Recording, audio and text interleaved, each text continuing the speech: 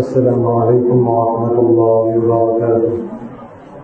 الحمد للہ رب العالمین والصلاة والسلام علی اشرف الانبیاء والمرسلین سیدنا وسید الاولین والآخرین محمد وعلی آلہ وصحبہ اجمعین وعلى كل من دعا بدعوته واستنى بسنته واهتدى بهديه إلى يوم الدين. أما بعد، قال الله تبارك وتعالى: يا أيها الذين آمنوا لا تتخذوا اليهود والنصارى أولياء بعضهم أولياء بعض ومن يتولهم منكم فإنه منهم والله لا يهدي القوم الظالمين. صدق اللہ العظیم. قابل احترام بزرگوں اور عزیز دوستوں، ایک امت پر جو مشکل ترین اوقات آتے ہیں ان میں سے کچھ ایسے ہی مواقع ہوتے ہیں جیسے کہ ہم اور آپ ان موقعوں میں دن اور رات دیکھ رہے ہیں کہ امت کا کیا حال ہوا جا رہا ہے. نازک ترین موقع ہے، لیکن ہمیں مختصر سے وقت میں یہ چند اہم باتیں سمجھنے کی ضرورت ہے کہ موجودہ حالات میں ہمیں اللہ رسول صلی اللہ علیہ وسلم کی ارشادات کی روشنی میں ان حالات کو کس نظریے کے ساتھ دیکھنا ہوگا اور اس کے پیش نظر جو احکامات، جو رہبری ہمیں دی جائے اس کے مطابق اپنا لائحہ عمل کیسے ترتیب دینا ہے. چند گزارشات اس کے سلسلے میں آپ کی خدمت میں پیش کی جا رہی ہیں. سب سے پہلی بات تو یہ ہے کہ یہ جو بیت المقدس ہے جس کے ارد گرد کے حالات ہر کچھ دن کے بعد ایسے خطرناک انداز میں ہمارے سامنے آتے رہتے ہیں کہ امت کے لیے جھنجھوڑنے کا اور پریشان کر دینے کا سبب بنتی ہیں، اور کئی طرح کے سوالات اٹھتے ہیں ذہنوں میں، اور اس کا حل معلوم کرنے کے لیے جب ہم کوشش کرتے ہیں، تلاش کرتے ہیں، تو ایک طرف میڈیا سامنے آتا ہے جو اپنا ایک خاص ایجنڈے کے تحت وہ ایسی معلومات فراہم کرتا ہے اور حالات کی ایسی ترجمانی کرتا ہے کہ جو ان کا اپنا ایک ایجنڈا ہوتا ہے حقیقت سے بہت دور ہوتا ہے، ذہنوں میں شکوک و شبہات پیدا کرنے والا ہوتا ہے، بائسنس ہوتا ہے، ایک طرفہ ہوتا ہے. اور دوسری طرف ہمارا اپنا حال یہ ہے کہ ہم جو اوریجنل سورسز ہیں، چاہے وہ خبریں معلوم کرنے کی ہوں، حالات کا تجزیہ کرنے کی ہوں، یا یہ کہ جو ہمارے جو اصل مآخذ ہیں، قرآن مجید ہے، تفاسیر ہیں، حدیثیں ہیں، فقہ اسلامی کی کتابیں ہیں، تاریخ اسلام ہے، اس پر چونکہ اوریجنل جو سورسز ہیں معلومات کے، عام طور پر لوگ ان کی طرف توجہ نہیں دیتے، ان تک رسائی نہیں ہوتی، اس لیے شکوک و شبہات ذہنوں میں بیٹھے رہتے ہیں. تیسری طرف مصیبت یہ ہے کہ مزاج نہیں ہے کہ کوئی بات اس طرح کی آ رہی ہو تو تلاش کیا جائے کہ حق کیا ہے، معلوم کرنے کی کوشش کی جائے کہ حق کیا ہے، کیا ناحق ہے، حالات کیوں ایسے سامنے آ رہے ہیں اور اس کا صحیح حل کیا ہے. اس کی تلاش اور جستجو وہ بھی بڑی حد تک اس کی بھی کمی نظر آتی ہے. بہرحال دوستو، بولنا یہ ہے کہ سب سے پہلے تو ہمیں اللہ اور اس کے رسول صلی اللہ علیہ وسلم کی طرف رجوع کرنا ہے. کوئی بھی حالات پیش آئیں، اللہ تعالیٰ نے قرآن مجید میں امت مسلمہ کو کچھ باتوں کے لیے پہلے آگاہ کر دیا کہ تمہیں جب زندگی گزارنا ہے، آپس میں زندگی گزارنا ہے، تو مسلمان کے ایک دوسرے کے ساتھ زندگی کیسے ہو، حقوق کیا ہوں گے، فرائض کیا ہوں گے، رویہ کیسا ہونا چاہیے، وہ بھی بتایا حضور پاک صلی اللہ علیہ وسلم نے. جب آپ غیر مسلموں کے ساتھ تعلقات رکھتے ہیں، ان کے درمیان بود و باش اختیار کرتے ہیں، زندگی گزارتے ہیں، ان کے ساتھ لین دین کا معاملہ کرتے ہیں، تو اس میں تمہارا رویہ کیا ہونا چاہیے، کیسا انداز ہونا چاہیے، اس کے بارے میں بھی رہنمائی پوری کی گئی ہے. عام حالات میں تو ان مسلمانوں سے اور ان غیر مسلموں سے کہ جو مسلمانوں کے ساتھ ظلم کا ایک طرفہ معاملات نہیں کرتے ہیں، ظلم کا معاملہ نہیں کرتے، ناانصافی کا معاملہ نہیں کرتے، اس کے بارے میں تو اللہ تعالیٰ نے کھلی کے بات کر دی ہے کہ اللہ تعالیٰ کسی ایسے لوگوں سے کہ جو نہ تمہارے ساتھ ظلم و زیادتی کرتے ہیں، ناانصافی نہیں کرتے، ان کے ساتھ تم احسان کا معاملہ کرو، ان کے ساتھ انصاف کا معاملہ کرو، اللہ ہرگز تمہیں اس سے نہیں روکتا. سورہ ممتحنہ کی آیات ہیں. لا ينهاكم الله عن الذين لم يقاتلوكم في الدين ولم يخرجوكم من دياركم ان تبروهم وتقسطوا اليهم ان الله يحب المقسطين. یہ اللہ تعالیٰ کا ارشاد ہے کہ جو لوگ تم سے ظلم کا معاملہ نہیں کرتے اور جو جنگ کے اوپر آمادہ نہیں ہے تم سے، وہ ان لوگوں کے ساتھ تم احسان کا معاملہ کر سکتے ہو، کرنا چاہیے تمہیں، انصاف کے ساتھ ان کے ساتھ معاملہ پیش آنا چاہیے. اور سورۃ المائدہ میں اللہ تعالیٰ نے فرمایا کہ اے ایمان والو، تمہیں کسی قوم کی دشمنی اس بات پر آمادہ نہ کر دے، کسی قوم سے اختلاف، تمہارا نظریے کا اختلاف اس بات پر آمادہ نہ کر دے کہ تم ان کے ساتھ عدل و انصاف کا معاملہ چھوڑ دو، ظلم کا معاملہ کرنے لگو اور بایسنس کرنے لگو. یہ تمہیں اس بات کی اجازت نہیں ہے. اعدلوا، تمہارا کام یہ ہے کہ انصاف کرو، انصاف کا دامن ہاتھ سے مت چھوڑو. هو اقرب للتقوی. یہ تو ہمارے بنیادی اصول ہیں، لیکن اللہ تعالیٰ نے سورۃ المائدہ کی جن آیات کو میں نے خطبے میں تلاوت کی اس میں یہ حکم دیا ہے لا تتخذوا اليهود والنصارى اولیاء بعضهم اولیاء بعض. یہود و نصارہ کو تم اپنا ایسا جگری دوست، ایسا حقیقی ہمدرد، ایسا دوستی ایسی نہ بناؤ کہ بالکل اندرون سے اور بالکل گہرائیوں سے تم ان کے ساتھ جو ہے ایسی دوستی کا معاملہ کر لو کہ اس دوستی کے لیے تم اپنے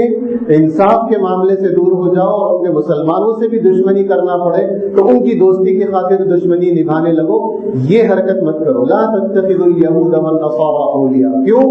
بعضهم اولیاء بعض. ان میں سے بعض ایک دوسرے کے ایسے جگری قریبی دوست ہوئے کہ یہ آپس میں گٹھ جوڑ کیے ہوئے ہیں، اس لیے تم ان کے ساتھ ایسا معاملہ مت رکھو.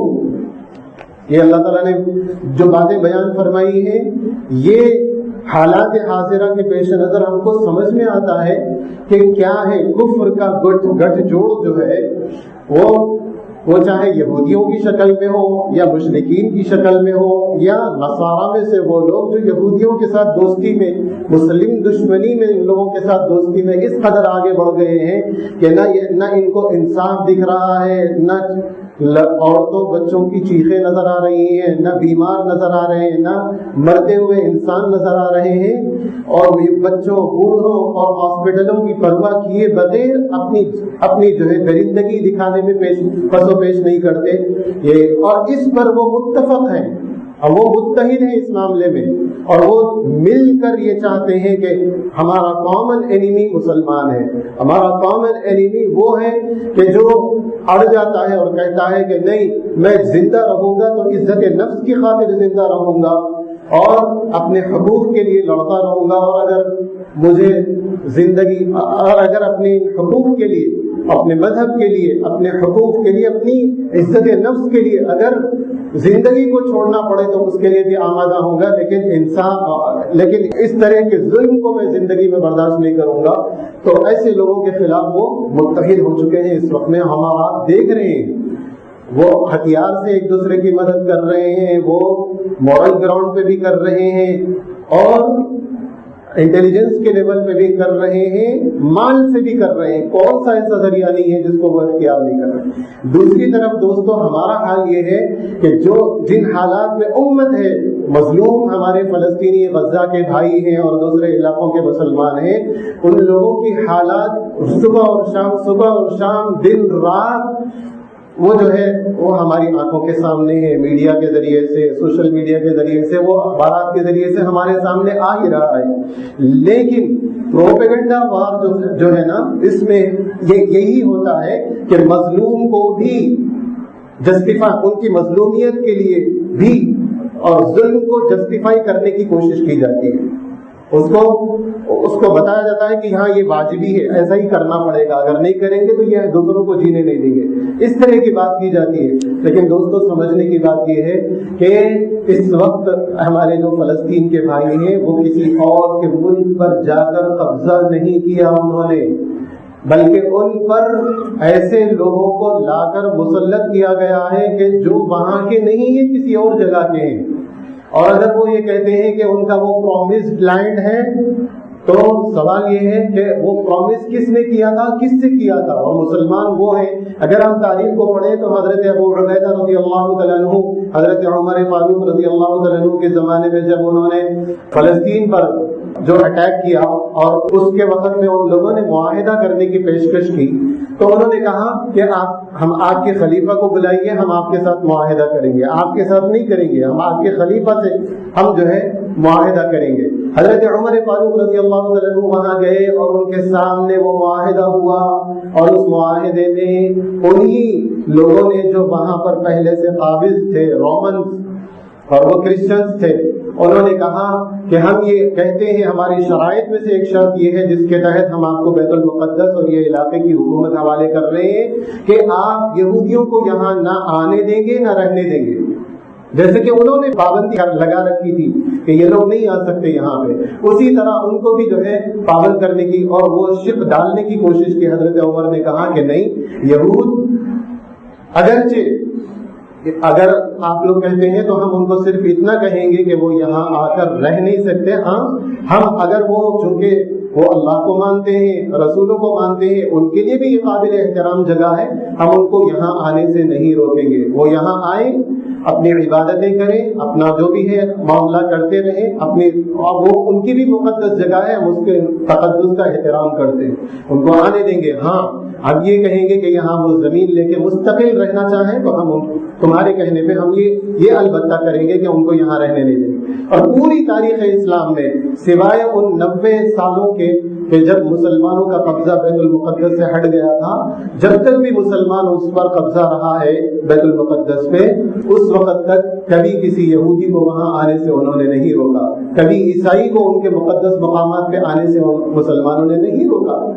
مسلمان تو اس معاملے میں بہت روادار واقع ہوئے، پوری تاریخ گواہ، چاہے وہ آپ مسلمانوں کی لکھی ہوئی تاریخ پڑھیں یا غیر مسلموں کی لکھی ہوئی، لیکن پھر بھی وہ جو ہے اب یہ الزام لگانا مسلمانوں کے اوپر کہ وہ باعث ہوتے ہیں۔ آپ جس قوم سے جن کا واسطہ پڑا، آپ کا ہمارا واسطہ پڑا ہوا ہے مسلمانوں کا، یہ وہ قوم ہے جو باعث بھی ہے اور یہ ریشسٹ بھی ہے، نسل پرست بھی ہے، یہ طرفدار بھی ہے، یہ اپنے آپ کو پوری دوسری قوموں سے برتر سمجھتی ہے، اعلیٰ سمجھتی ہے، اپنے علاوہ باقی قوموں کو جانوروں کی طرح جینٹائلز کہتی ہے، اور وہ کہتی ہے کہ یہ صرف ہماری خدمت کے لیے پیدا ہوئے ہیں، ان کے کوئی حقوق نہیں ہے، ہاں ان کو کچھ اتنا پیسہ اتنا کچھ دے دیا جائے تاکہ وہ بھی زندگی گزار لیں، لیکن یہ سب کر رہے ہیں، یہ سب ہیں ہماری خدمت کے لیے۔ ان کا رویہ یہی ہے کہ آپ اگر ہمارے چند لوگوں کو مارو گے تو ہم تمہارے پوری بستیوں کو تباہ کر دیں گے، اور زندگی انسان کے کسی اصول پر ہم قائم نہیں رہیں گے۔ اور یہ کا معاملہ نہیں ہے، یہ ہمیشہ سے ان کا یہی رویہ رہا ہے، اور یہ صرف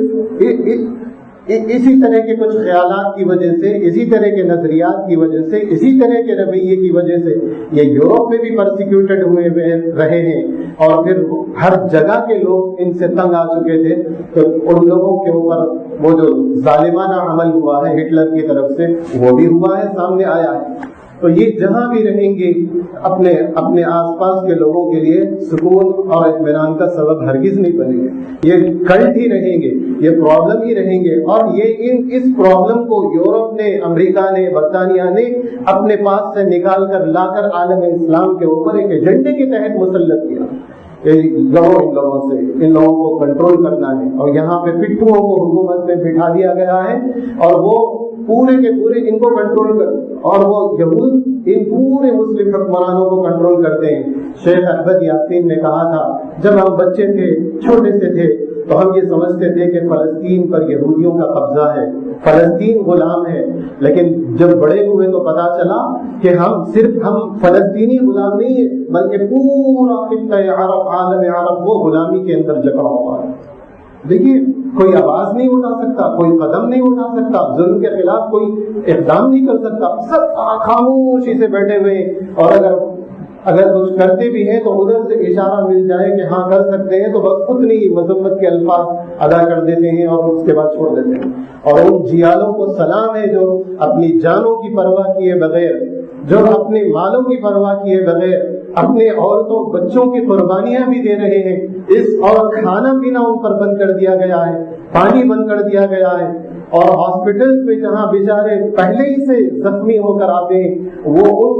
اس پر بھی حملے کر کے ان کو بھی وہاں پہ موت کی نیند سلا دیا جاتا ہے۔ ایسی ظلم و بربریت ان کے ساتھ ہو رہی ہے، اور انٹرنیشنل کسی بھی قانون کی جو قوم پرواہ نہ کرے، اور سیکورٹی کونسل کی کسی قرارداد کی کوئی کبھی پرواہ نہ کرے، پوری تاریخ میں 99% جتنے قراردادیں وہاں پہ بڑی مشکلوں سے پاس ہوتی ہیں، کیونکہ بڑی بڑی طاقتیں یہی امریکہ، برطانیہ وغیرہ کی ویسٹرن پاور یہ ویٹو کر دیتی ہیں اور ان کے خلاف کوئی قدم اٹھانے نہیں دیتی۔ کسی جنگی جرم کا آج تک ان کے اوپر جو جرائم کا ارتکاب اسرائیل کے بننے سے لے کے آج تک 70 سالوں سے زیادہ انہوں نے جرائم کا ارتکاب کیا، کسی جنگی جرم کی تحقیق کرنے کی ان کو اجازت وہ الاؤ ہی نہیں کرتے، وہ کسی قانون کو مانتے ہی نہیں۔ ایسے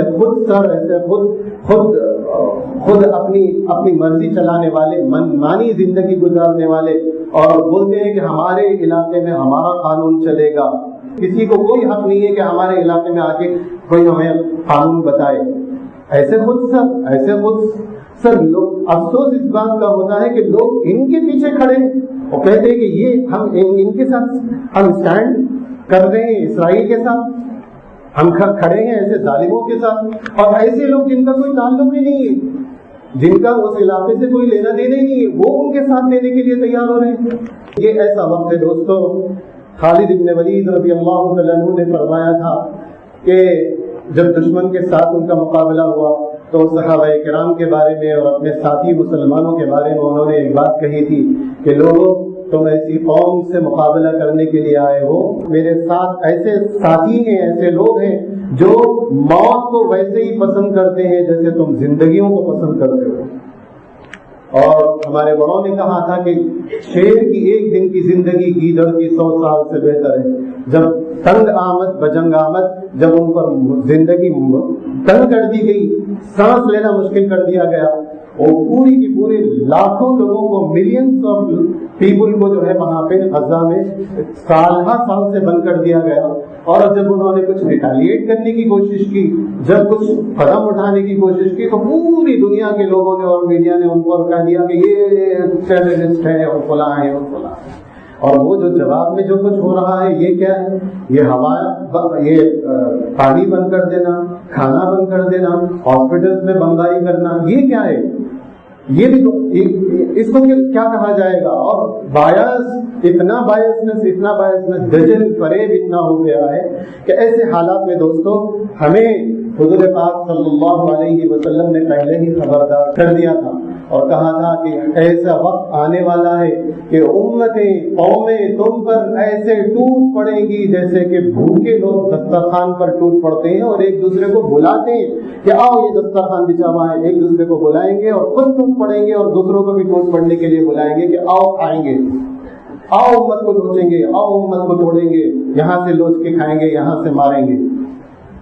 اور صحابہ کرام نے فرمایا کیا رسول اللہ اس وقت ہم لوگ بہت کم تعداد میں ہوں گے؟ تو حضور پاک صلی اللہ علیہ وسلم نے فرمایا نہیں اس وقت تم بہت زیادہ تعداد میں ہوں گے، لیکن کیسے ہوں گے؟ جیسے کہ سیلاب کے اوپر آنے والا جھاگ ہوتا ہے، بس اس طرح اوپر کے جھاگ کی طرح ہوگی، کوئی تمہاری ویلیو نہیں ہوگی، وقعت نہیں ہوگی، کوئی تمہارے اندر طاقت نہیں ہوگی۔ پوچھا ایسا کیوں ہوگا یا رسول اللہ کہ ہم اتنے زیادہ ہوں گے اور پھر بھی ہماری کوئی بات کی کوئی ویلیو نہیں ہوگی؟ تو حضور پاک صلی اللہ علیہ وسلم نے فرمایا تمہارے اندر وہن پیدا ہو چکا ہوگا، صحابہ نے پوچھا وہن کیا چیز ہے؟ تو حضور پاک صلی اللہ علیہ وسلم نے 2 چیزوں کی طرف ارشاد فرمایا، ہر ایک کو اپنے گریبان میں منہ ڈال کے غور کرنے کی ضرورت ہے اس وقت۔ فرمایا حب الدنیا و کراہیت الموت، حب الدنیا و کراہیت الموت، دنیا کی محبت اور موت سے نفرت، گھبراہٹ، ارے مر جائیں گے، ارے دنیا ہماری مٹ جائے گی، ارے ایسا ہمارا جاب چلے جائے گا، ارے یہ ہو جائے گا، اگر ایسا کچھ کریں گے، آپ انصاف کی کوئی بات کریں گے، آپ کے ساتھ ہو سکتا ہے کہ کچھ زیادتی کا معاملہ ہو جائے، کوئی گرفتاری ہو جائے، کوئی کچھ ہو جائے، کچھ حق کی بات بلند کرنا لوگ چھوڑ دیں گے۔ تو یہ حالت اگر ہو جائے گی اور دنیا کی محبت غالب آ جائے گی تو یہ حالات ہوں گے اور ہو رہے ہیں، دن اور رات ہم آنکھوں سے دیکھ رہے ہیں۔ آخری بات کر کے آپ سے ودا لوں گا، وہ یہ کہ اسرائیل کی ایک وزیر اعظم تھی لیڈی